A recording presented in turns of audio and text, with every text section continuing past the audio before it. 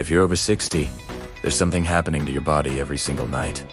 And most people have no idea. While you sleep, your body can either repair your muscles or slowly break them down. And the difference comes down to what you do before bed. In the last video, we talked about how walking alone is not enough to protect your muscles. But even if you walk correctly during the day, what you do at night can undo everything.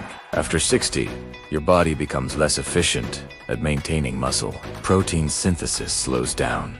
Recovery takes longer. And during the long periods without food like sleep, your body may start breaking down muscle for energy. Mistake number 1. Going to bed without enough protein. If your body doesn't have the building blocks it needs, it cannot repair muscle overnight. Fix. Have a light, protein-rich snack before bed. Something simple like yogurt, eggs, or a small protein shake. Mistake number 2. Being inactive all evening. Sit in 4 hours before sleep tells your body, we don't need strength. Fix. Do light movement in the evening. Short walk, gentle stretching, simple mobility exercises. Mistake number 3.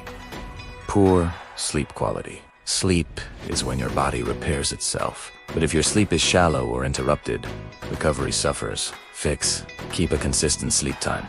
Reduce screen exposure before bed. Keep your room dark and cool. Here's a simple routine you can start tonight. 10-minute light walk after dinner. Small protein snack. 2 minutes of stretching. Go to bed at the same time. This routine supports muscle recovery while you sleep. Ignoring this doesn't just slow you down. It accelerates muscle loss. And over time, this leads to weakness, fatigue, and higher fall risk.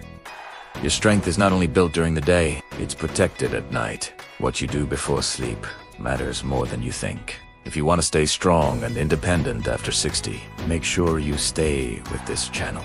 Because the small habits you ignore today become the big problems tomorrow.